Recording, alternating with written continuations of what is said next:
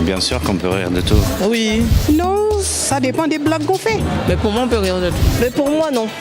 Non, je ne pense pas qu'on puisse rire de tout. Non, ça me gêne pas, j'aime bien rigoler moi. Je reste persuadé qu'on peut rire de tout, du moment que c'est pris au second degré. Donc pour moi, oui, ils ont le droit. Tant que ça reste de l'humour, oui. Rire de tout, je dirais non. Il y a des limites, je pense.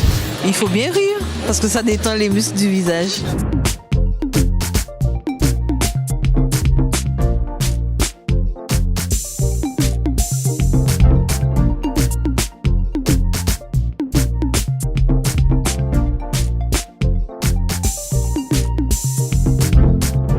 Bienvenue dans votre émission Qu'est passé.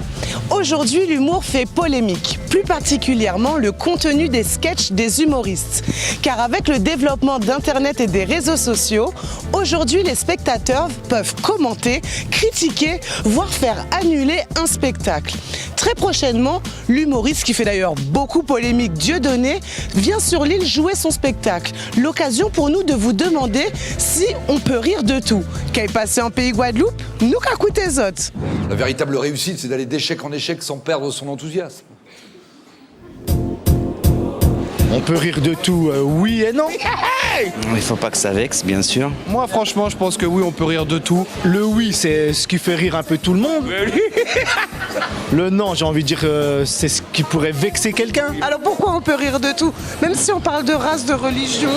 Ben oui, ça fait rigoler. Je pense qu'on peut rire de tout. Après, ça dépend des uns et des autres. Oui, puisque l'humour c'est fait pour ça, c'est fait pour rire de tout. Et que c'est pris au second degré. Il n'y a pas de souci, il faut savoir prendre le prendre correctement. Mais bon, c'est pas pour ça que ça va être accepté par tout le monde. Parce qu'il y a des sujets dits sensibles. On peut rire de tout, ben oui, pourquoi pas. Oui, on peut rire de tout. C'est un humoriste, c'est comment il fait sa blague. Oui, c'est la liberté de l'humoriste de choisir son sujet. Faut prendre tout à la rigolade. Ils sont là pour ça. Ben voilà. Merci beaucoup. Merci monsieur pour la bonne humeur. Voilà. Qu'est-ce que c'est que ce scotch? C'est comme ce monsieur Dieudonné, comme on dit. Ben, il a des humours qu'il a et qu'il ne faudrait pas. Ils ont le droit de s'exprimer et puis celui qui veut rigoler, il y va. Oui, mais bon, il y a humour et humour. Chacun a son avis personnel. Exactement, c'est du second degré, comme on dit. Le problème, souvent, c'est que c'est pris au premier degré et du coup, les gens font souvent l'amalgame. Il y a des choses à rire et il y a des choses à ne pas rire. Il y a des limites. Il y a des sujets sensibles. Il y a des gens effectivement qui sont assez réticents par rapport à la religion et tout. Par rapport à Daesh, au racisme. J'estime qu'on peut rigoler même de nos défauts. Si on arrive à en rigoler, c'est bien. Il ne faut pas rire de tout. Mais souvent, ceux qui rigolent des défauts des autres n'aiment pas qu'on critique leurs propres défauts. Donc le souci vient de là. Moi, je parle surtout de susceptibilité. Si on respecte les autres, eh ben, ok, on peut rigoler. Il faut prendre des précautions sur ça. Il faudrait garder une limite pour moi, à mon avis. Donc effectivement, il y a certains sujets sur lesquels il vaudrait mieux s'abstenir de rigoler. Mais sinon, sur le reste, le cours de la vie, ce qu'on voit dans les rues, je sais pas moi, il y a plein d'autres choses que ça. Moi, des fois, je me fous de la gueule de ma doudou. Elle me dit, tu te fous de moi? Je lui dis oui. Mais c'est de l'humour. Le rire, c'est la joie de la personne. Du cœur, ça vient du cœur. Quand on rit, c'est le cœur qui parle. Moi je ris de tout en tout cas, parce que la vie elle est trop courte, on va s'emmerder à calculer, voilà, qu'est-ce qu'on rit quoi. C'est la vie quoi, quand on rit, c'est comme si l'enfant il rit, tout le monde est content. Certains estiment que l'on peut vraiment rire de tout et parlent même de liberté d'expression pour les humoristes, alors que d'autres estiment qu'il y a des limites, qu'on ne peut pas rire de tout. Ils parlent même de manque de respect, voire d'indécence. Alors intéressons-nous à l'avis de notre expert du jour, Gustave Parking, humoriste et animateur d'ateliers d'improvisation pour les jeunes. Moi, quand je vois De Villiers qui veut sauver la France, j'ai envie d'être un travelo brésilien et d'attaquer la Vendée avec des petits Suisses. Non, ça va, je parle un petit peu de politique dans le spectacle, mais j'arrêterai quand eux, ils arrêteront de faire du spectacle. Bonjour. Bonjour. Alors, rentrons tout de suite dans le vif du sujet. Peut-on rire de tout? C'est ce que nous avons demandé en micro-trottoir. Ah, c'est une excellente question. C'est une question qui fait débat partout. Alors, il y a des proches qui disaient on peut rire de tout, mais pas avec n'importe qui. N'est-ce pas? Moi, j'avais écrit on peut rire de tout, mais je préfère rire avec les victimes au détriment des bourreaux qu'avec les bourreaux au détriment des victimes. Tout à fait. Et puis, je pourrais rajouter on peut rire de tout, mais pas n'importe comment, quoi. Le rire, ça demande aussi une convivialité. C'est-à-dire que la personne, tu l'aimes bien. Là, j'ai fait la première partie de Jamel, et j'ai commencé avec lui. C'est-à-dire que surtout lui qui a commencé avec moi à l'époque. Oui. J'ai lancé aussi Eric et Ramsey.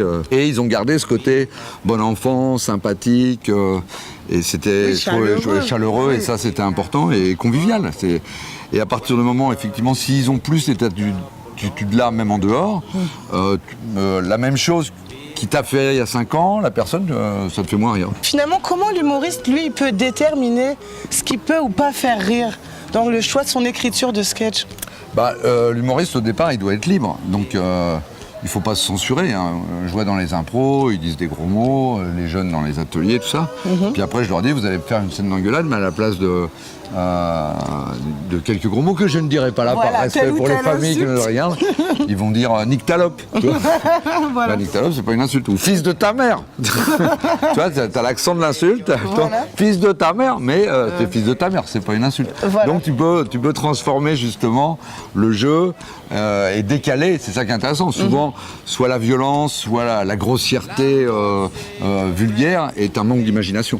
Quant à l'imagination, c'est ce qui a fait le charme de Jamel au départ. Tout à fait. C'est qu'il faisait des insultes inventées, de Mahmoud, Bachine, machin, tu vois, et du coup, ça faisait rire tout le monde. Quoi. Voilà. Et finalement, quelle est la place de l'artiste dans de l'humoriste plus particulièrement dans notre société? C'est la place qu'il a toujours tenue. Hein. Les premiers grands humoristes, c'était Rabelais. C'est une place de décalage, de liberté de ton. Voilà, il y a quelqu'un qui vient de claquer la porte parce que t'es énervé parce que j'ai parlé de la liberté des tons. N'est-ce pas? Il dit ouais, ne libérez pas les tons, je suis pour le gang des espadons. Ça n'a rien à voir, mais enfin bon.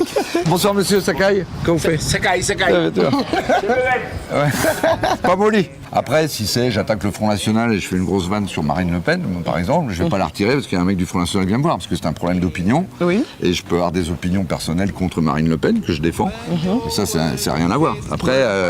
Après, les gens peuvent juger. Je comprends que des gens du Front National viennent pas voir mon spectacle. Et justement, il y a un humoriste qui a fait beaucoup parler de lui pour ces problèmes-là. Donc Dieudonné, il arrive bientôt d'ailleurs chez nous en Guadeloupe. Qu'est-ce que vous en avez pensé en fait, vous, de toute cette affaire? J'ai pas trop compris parce que moi je critique l'État hébreu, l'État d'Israël depuis des années dans mes spectacles. Oui. Ils ont fait un mur, je sais pas pourquoi, un vieux mur, pourquoi ils vont se lamenter, ils en ont fait un neuf de l'autre côté. Oui. Donc j'ai pas compris sa polémique à lui. Lui, le problème, c'est qu'il a soutenu à un moment donné, là il m'a choqué. Il a soutenu Koulibaly, donc, qui a tué cette jeune fille. Voilà. Et ça, moi, ça m'a vraiment choqué. Donc effectivement, quand je vois ces sketchs, je comprends que ce soit drôle, mais ça me fait pas rire. Donc, voilà, ça me fait plus rire. Ah, il me fait plus rire. Il me fait plus rire. Il a soutenu l'État iranien, il a soutenu des révisionnistes qui ont dit que la Shoah n'avait pas existé. T'imagines quelqu'un arrive qui dit l'esclavage n'a pas existé. Dieudonné, le problème, c'est que maintenant il est rentré dans un système de gourou. Et donc il a des fans comme ça qui t'insultent si jamais tu critiquais un peu son spectacle. Donc effectivement, moi je veux pas aller le voir parce qu'il me fait plus rire. Donc merci pour cet éclairage. Moi je disais un petit éclairage comme ça et moi je suis un peu aveuglé par le soleil des médias. Par les temps qui courent, bien sûr, on a envie de se détendre, de rire, mais dans le respect. Car comme l'a dit notre expert, il y a l'art et la manière. Qu'à y passer, c'est déjà terminé. Et ne l'oubliez pas, c'est l'émission qui vous donne la parole. À très vite.